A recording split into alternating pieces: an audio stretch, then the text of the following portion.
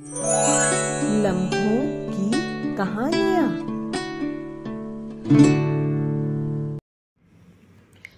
नमस्कार, कैसे हैं आप सब दोस्तों। दुनिया में अगर परेशानियां या समस्याएं हैं तो उनके हल भी हैं, पर अगर समस्या का ही पता न हो तो उसका हल तो ढूंढने का सवाल ही नहीं उठता। आइए मेरी इस कहानी में पहले समस्या ढूंढते हैं, फिर उसका हल। क्योंकि आम लोग इस समस्या से अनजान हैं, इसलिए उन्हें समस्या से अवगत भी कराना पड़ेगा, तभी वो इसके उपाय के बारे में सोचेंगे। इससे कई लोगों का जीवन आसान हो जाएगा। आगे बढ़ने से पहले अगर आपने मेरा चैनल लम्हों की कहानियां सब्सक्राइब नहीं किया हो तो कर लीजिए और बाकी कहानियां भी सुनिए। इस कहानी का नाम है वो ग्रीन नेट वाली भाभी। चलिए शुरू करें। एक आरामदायक, व्यवस्थित, सुकून भरे घर की इच्छा हर एक के मन में होती है, जहां वो अपने परिवार के साथ आनंद से रह सके। आंचल व उसके परिवार का भी यही सपना था, इसलिए उन्होंने इस प्यारी सी नई सोसाइटी में एक घर खरीदा था। आंचल को अपने नए घर में रहते हुए अभी कुछ ही समय हुआ था। घर से बाहर आते जाते समय अक्सर ही पड़ोस में रहने वाली सुकन्या दीदी मिल ही जाती थी। कहती, ए आंचल, किसी भी तरह की सहायता की जरूरत हो तो बताना। आंचल को सुकन्या दीदी का स्वभाव बहुत अच्छा लगा। वह बहुत मिलनसार भी थी, पर वह सोचती, सुकन्या दीदी के पास कितना समय है, वो अक्सर बालकनी, गार्डन या घर के बाहर दिख ही जाती हैं। घर का काम जाने कब करती हैं। खैर, कई बार बुलाने पर एक दिन आंचल उनके घर गई। तब वह बोली, पहले तो पूरा दिन लग जाता था घर के काम करते करते, पर सास ससुर अब रहे नहीं और पति व बच्चे सुबह ही ऑफिस व कॉलेज चले जाते हैं। तब मेरे पास बहुत समय रहता है, जब मन करे आ जाया करो। तब उन्होंने ही सोसाइटी के पड़ोसियों के बारे में बताया था, कौन कहाँ काम करता है, कहाँ रहता है, कितने बच्चे हैं आदि। कुछ दिनों में आंचल की भी आसपास थोड़ी जान पहचान हो गई थी। एक दिन उसने सुकन्या दीदी से पूछा, ये सामने वाले घर में कौन रहता है, जिनके गेट पर ग्रीन नेट लगा हुआ है? कोई ज़्यादा आता जाता भी नहीं दिखता। सुकन्या दीदी बोली, अरे वो ग्रीन नेट वाला घर, वो तो कीर्ति भाभी का है। उनका तो काम ही खत्म नहीं होता, पूरा दिन निकल जाता है। आंचल बोली, घर से कोई बिजनेस शुरू किया होगा? सुकन्या दीदी बोली, अब मैं क्या बताऊं, कुछ दिन में तुम्हें खुद ही समझ में आ जाएगा। आंचल की समझ में कुछ नहीं आया। उसने ज़्यादा बात करना उचित नहीं समझा और वो अपने घर आ गई। एक दिन आंचल बाजार से घर आ रही थी, तभी ग्रीन नेट वाली कीर्ति भाभी के घर से तेजी से सड़क पर पानी बहता हुआ दिखा।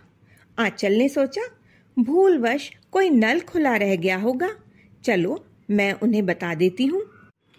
ग्रीन नेट लगा होने के कारण बाहर से कुछ दिखाई नहीं दे रहा था, तो आंचल गेट खोलकर अंदर चली गई। देखा, एक महिला पूरा घर आंगन धो रही थी और वह स्वयं भी भीगी हुई थी। आंचल को देखकर वह बोली, आइए, आपको मैंने देखा है, आप पास वाले नए घर में रहने आई हैं ना? आंचल बोली, नमस्ते, मेरा नाम आंचल है, आप ही कीर्ति भाभी है ना? वह बोली, हाँ। तब आंचल ने कहा, आपके घर से पानी बहता देखकर मुझे लगा शायद कोई नल खुला रह गया है। कीर्ति भाभी बोली, नहीं, नल तो खुला नहीं रह गया, मैं घर आंगन की सफाई कर रही थी। आइए, आप अंदर आइए। आंचल ने देखा, बैठक, बरामदा, आंगन सब गीला था, तो कुछ सोचकर वह बोली, फिर कभी आती हूँ, आज जरा व्यस्त हूँ। ऐसा कहकर आंचल उनके घर के बाहर आ गई। आंचल ने महसूस किया कि उसके घर से बाहर आते ही और जोर से बाल्टी भरकर पानी आंगन के फर्श पर डाला गया। उसने कुछ हैरान होकर पीछे देखा, फिर घर की तरफ चल दी। सुकन्या दीदी हमेशा की तरह अपने घर के सामने ही खड़ी थी। उन्होंने आंचल को देख लिया था कीर्ति भाभी के घर से निकलते हुए। वह थोड़ा व्यंग से मुस्कुरा के बोली, मिल आई कीर्ति भाभी से? आंचल बोली, हाँ, पर वह घर की साफ सफाई कर रही थी। सुकन्या दीदी बोली, वो तो कीर्ति भाभी का लगभग रोज का ही काम है, और कोई गलती से उनके घर के अंदर तक चले जाए तो पूरा घर फिर से धुलता है। हथेलियां तलवे पानी में रह रह के सफेद से पड़ गए हैं। फिर हाथ मटकाकर बोली, इसीलिए तो उनके घर कोई ज्यादा जाता आता नहीं है। आंचल ने भी याद किया और बोली, हाँ, हथेली और तलवे तो मैंने भी देखे हैं, सफेद से दिखे मुझे भी। फिर वह सुकन्या दीदी से बोली, फिर इनके घर के लोग, पति बच्चे बाहर से जब घर आते हैं तब भी क्या ये ऐसा ही करती हैं? तब भी पूरा घर धोती हैं क्या? सुकन्या दीदी बोली, नहीं, घर के पीछे एक बाथरूम है, वहीं बाहर से आकर सब नहाते हैं, धुले कपड़े पहनते हैं, फिर घर के अंदर आते हैं। आंचल बोली, अगर मैं इनके घर जाऊं और ये हर बार इतनी परेशान हो जाए तो मैं तो इनके घर कभी नहीं जाऊंगी। इतनी साफ सफाई की आदत तो ठीक नहीं है ना?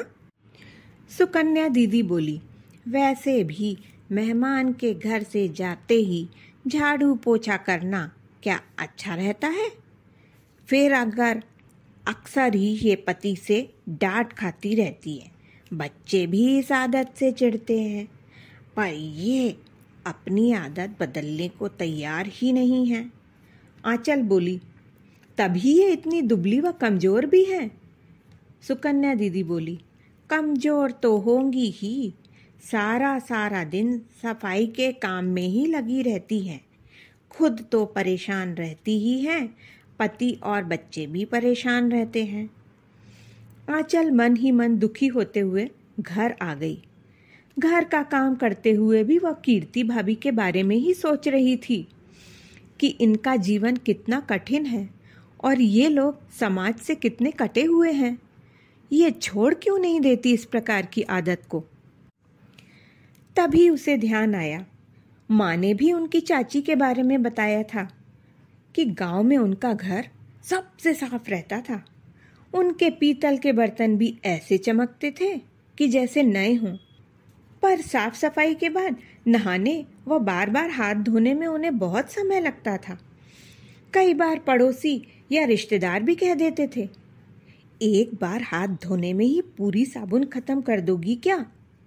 या फिर तुम्हारे हाथों का तो पता नहीं, पर बर्तन जरूर घिस जाएंगे इतना रगड़ोगी तो। वो कुछ न कहती, पर दुखी जरूर होती, पर अपनी इस अत्यधिक साफ सफाई की आदत को कभी छोड़ भी न पाती। आंचल इन्हीं सब बातों के बारे में सोच रही थी, तभी दीदी का फोन आ गया। आंचल ने उन्हें भी ग्रीन नेट वाली कीर्ति भाभी के बारे में बताया। दीदी बोली, कई लोग होते ही ऐसे हैं आंचल। मेरी दादी सास को भी बहुत ज़्यादा साफ सफाई की आदत थी। मेरी सास ने एक बार बताया था कि वो बाहर से आई कोई भी चीज़ बिना धोए घर के अंदर लाती ही न थी। कपड़ों को भी तब तक धोती रहती जब तक बाल्टी का पानी एकदम साफ न हो जाए। इसी कारण वो बहुत थक जाती थी। वो स्वयं तो परेशान रहती ही थी, पर घर के सारे सदस्य भी उनकी चिंता में परेशान हो जाते थे। तेरे मेरे जैसे लोग तो ऐसे लोगों के बारे में चिंता कर रहे हैं, पर कुछ लोग तो हंसी उड़ाते हैं, मजाक बनाते हैं ऐसे लोगों का। खैर, तू छोड़ इन बातों को। तू संजू के स्कूल में पढ़ाना चाहती थी ना? संजू की मैडम ने बताया है कि उनके स्कूल में टीचर के लिए जगह खाली हुई है, तुम तुरंत एप्लीकेशन दे दो। आंचल बोली, ठीक है दीदी, मैं कल ही संजू के स्कूल जाऊंगी और एप्लीकेशन दे आऊँगी। और कुछ ही दिनों में आंचल को संजू के स्कूल में टीचर की जॉब मिल गई और वह संजू के स्कूल में पढ़ाने लगी। संजू बड़ी क्लास में था, जबकि आंचल प्राथमिक कक्षा के बच्चों को पढ़ाती थी। संजू भी कभी कभी अपनी आंचल मौसी से मिलने आ जाता था।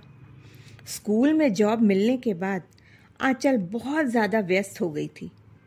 फिर भी सुकन्या दीदी से उसकी बातचीत हो ही जाती थी। ऐसे ही कुछ साल गुजर गए। एक बार सुकन्या दीदी ने बताया था कि वो ग्रीन नेट वाली कीर्ति भाभी अब कहीं और रहने चली गई हैं। वो ही आसपास की जानकारी आंचल को कभी कभी देती रहती थी। कोविड का समय आया, तब तक संजू डॉक्टर बन चुका था। कोविड की पहली, दूसरी, तीसरी लहर निकलते निकलते कई लोगों को हाथ धोने की इतनी आदत पड़ गई थी कि वह छूट ही नहीं रही थी। आंचल स्वयं व घर के सदस्यों को बार बार हाथ धोने के लिए कहती। कई न्यूज़पेपर व टीवी चैनल में भी देखा कि कई लोगों को बार बार हाथ धोने की आदत सी हो गई है। एक बार संजू आंचल के घर पर ही बैठा था। आंचल के बच्चे व संजू आपस में बातें कर रहे थे। तभी किसी काम से सुकन्या दीदी भी आ गई। आंचल बोली, दीदी मैं तो इस ऑनलाइन स्कूल और घर के सारे काम कर करके बहुत थक गई हूँ और ये साफ सफाई का काम तो बहुत ज़्यादा हो जाता है। सुकन्या दीदी बोली, अरे आंचल, अब तो सब ठीक ही है। तू घर के रोज के काम के लिए, साफ सफाई के लिए किसी को बुला लेना। वो जो पहले तेरे घर काम करती थी उसको बुला ले। आंचल बोली, ठीक है दीदी, पर मैं थोड़ा डरती हूँ। सुकन्या दीदी बोली, अरे कम से कम घर का काम तो समय से हो जाएगा और तुझको भी आराम मिल जाएगा। क्या तुझे भी वो ग्रीन नेट वाली कीर्ति भाभी जैसा बनना है? आंचल हंसते हुए बोली, ना बाबा ना।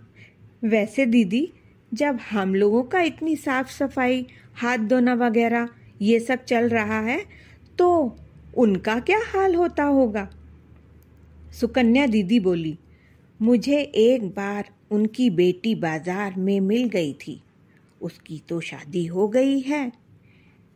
कीर्ति भाभी के बेटे की भी शादी हो गई है, पर बहू उनकी अत्यधिक साफ सफाई की आदत के कारण उनसे तालमेल नहीं बिठा सकी, इसलिए वो भी अलग रहती है।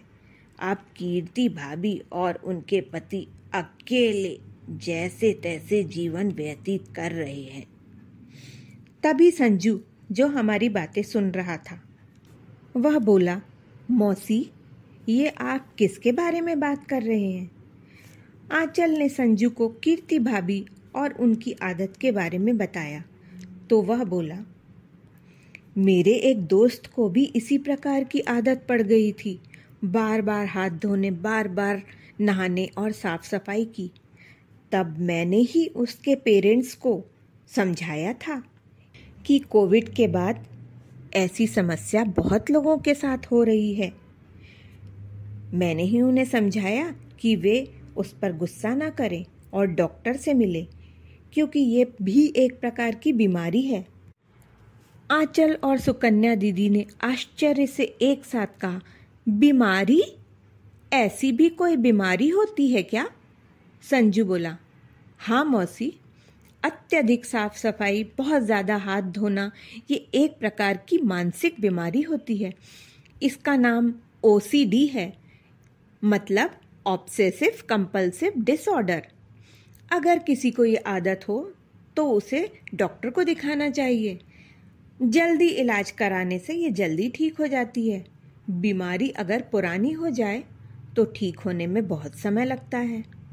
इलाज न करवाने से मरीज और उसके परिवार वालों को बहुत परेशान होना पड़ता है। सोशल लाइफ भी बहुत प्रभावित होती है और कई बार तो लोगों की हंसी का कारण भी बनते हैं ऐसे पेशेंट। आंचल बोली, अच्छा हुआ संजू जो तुमने हमको बता दिया, वरना बहुत से लोग तो इसे मजाक में ही लेते हैं।